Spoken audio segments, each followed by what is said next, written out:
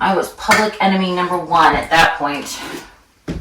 Which, I get it. I mean, I do. I don't fault him for it. I should.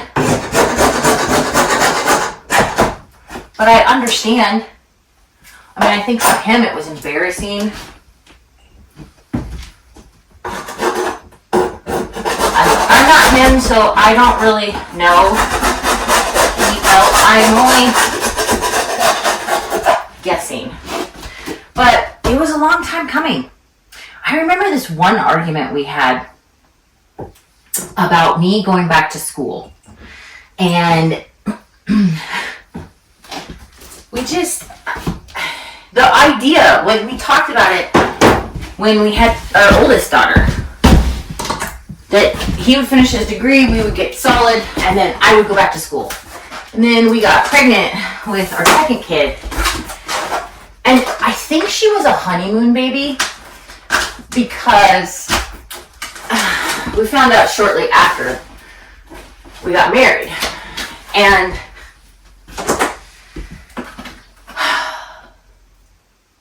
he asked me to get an abortion. He said we can't handle 2 kids. And that I needed to get an abortion. And I almost did. I was laying on the bed. I mean, my own husband, after we already had a kid, asked me to get an abortion.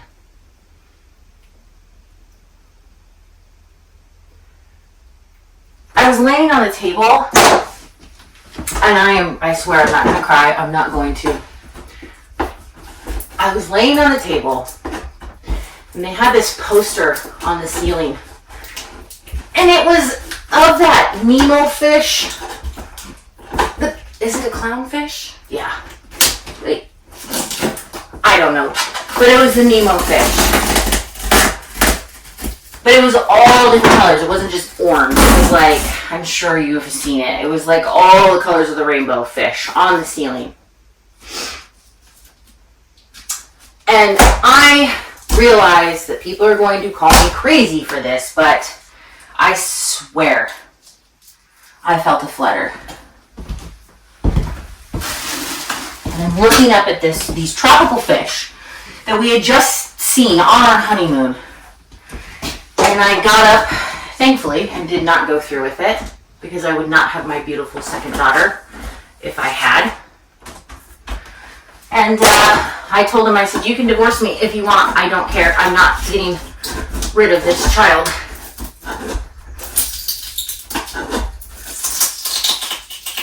So, back to school.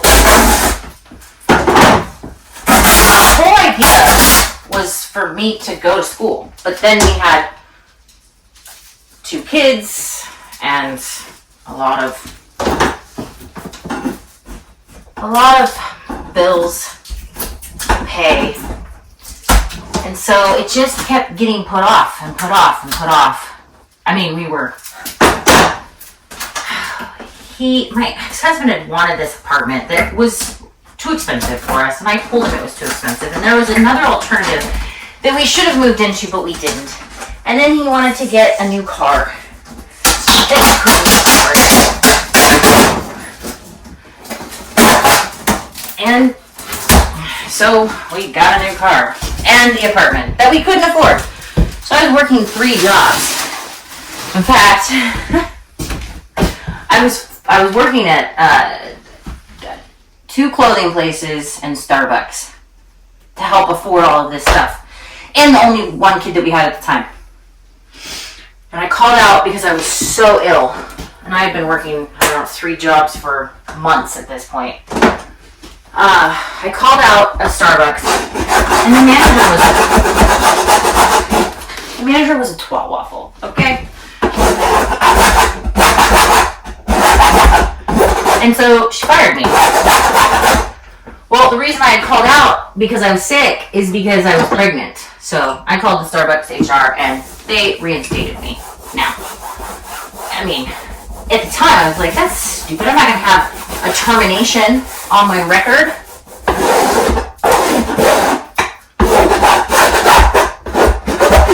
So I stopped working all the jobs because now I'm pregnant with our second kid. And we're plugging along. We still have a lot of bills. Anyway, so the idea was always that I should go back to school. And there it is.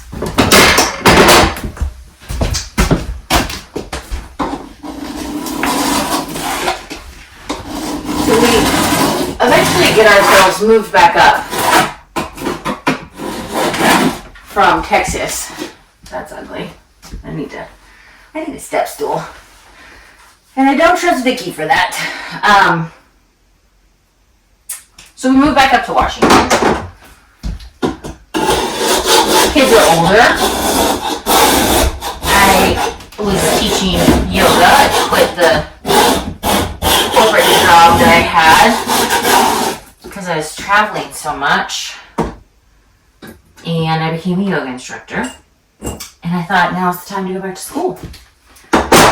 And it just, like, I'm not saying that he didn't make it work, but like he didn't make it work.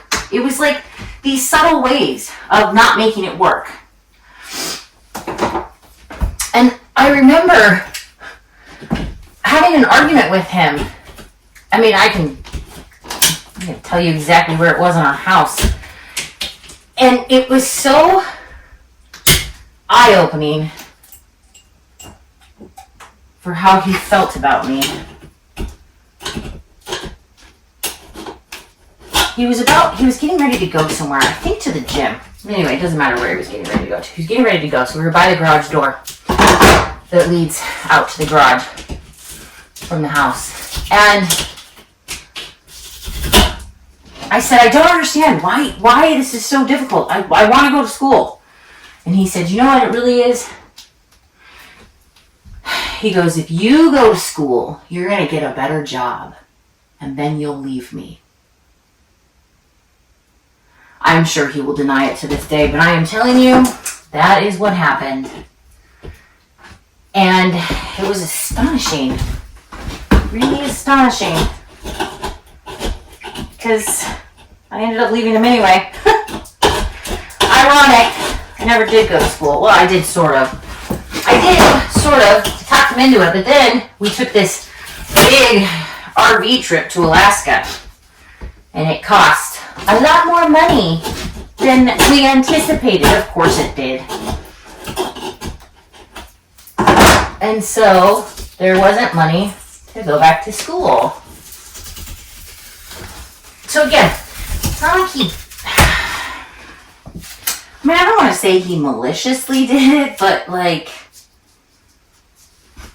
he definitely made sure it didn't happen. That's for darn tootin'.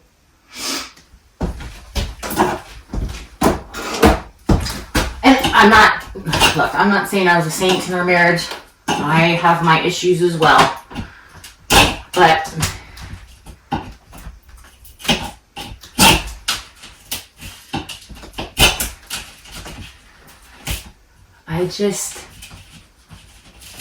I don't know. It was an odd comment to make. If you go to school, you'll get a better job, and then you'll leave me.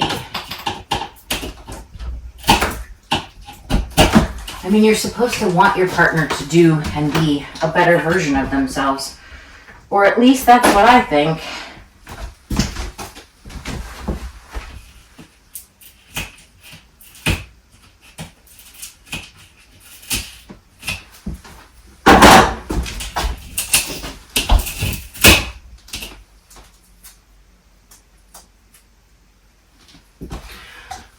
Oh, I do sometimes wonder,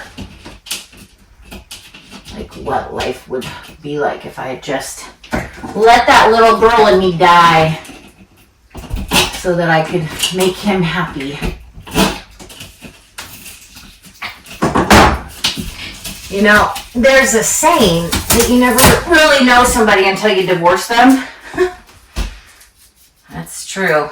I learned a lot about the type of person he is through that divorce. And then, ow, son of a fucker. Okay. And I let it linger. I let it linger for too long. I let him still control me. I let him still control the narrative. I just let him. I didn't fight back.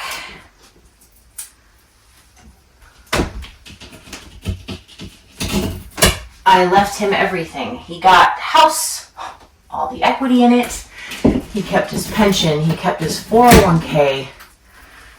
Paid me mice nuts in comparison to what he should have for child support and alimony. And yet, he still had this narrative that I was the gold digger. And I was after him for his money. Even though I put 10 years into that marriage. That doesn't matter. Nope. Didn't matter at all.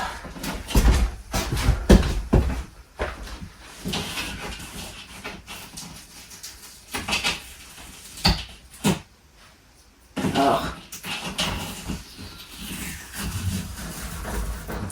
But I just wanted to be free.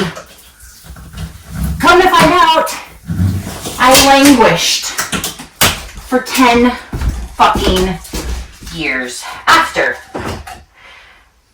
10 fucking years after the divorce, I still somehow just let him win.